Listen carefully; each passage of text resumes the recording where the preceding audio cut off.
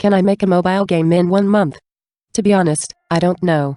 It's very tough to deal with studies and game dev at the same time.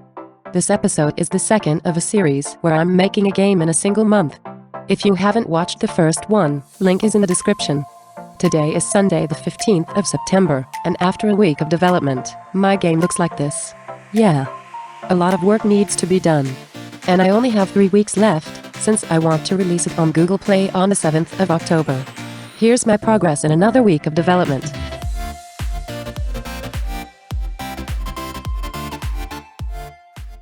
Okay, something essential was missing to my game. That's right. Graphics. So on Sunday, I jumped straight into my drawing application and started sketching a giraffe, a pineapple, a sky background, rocks, trees, and ground. For the sky background, I was inspired by Dune. In this mobile game, you had to try to go as high as you could, even above the moon. This is the same idea in my game. The objective is to get the giraffe's neck as long as you can, to reach the sky. At the end of the day, the art started to look like something. I went with a minimalist and very flat art style. I'd love to hear your feedback on it, by the way. I also spent a lot of time struggling to find the right color palette. On Monday, I wanted to make a parallax system. I set up cameras, layers to get everything working. But in the end, I realized I wasn't satisfied with it, since I didn't want the sprites to be scaled in any way. So I ended up removing this system. I didn't have any time to work on the game on Tuesday because of my studies, unfortunately. Just like last week, I made a bit of progress on Wednesday, Thursday and Friday, though.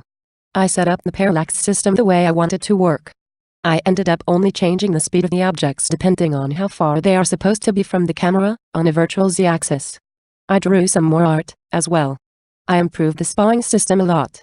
Now the background is prepared even before you play, and it doesn't reset every time you play, except the obstacles. This makes the game look smoother. Also, I set up a speed system. By changing timescale over time, depending on an animation curve, I am changing the game's speed to increase difficulty over time. I also had to deal with frame rate issues when using slow motion, but I fixed it by changing fixed delta time, which is the time the engine takes to calculate a physics frame.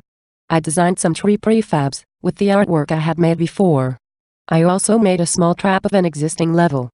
There is a trigger detecting when the giraffe gets near this rock, making it fall to the ground. I think surprising the player is always good. So at this point, the game looks like this. That's the progress I made on my game this week. I now only have 2 weeks left to get it done. I'll read any suggestion you might have in the comment section. My name is Thomas Bringer. I'm a 17-year-old game designer from France. See ya.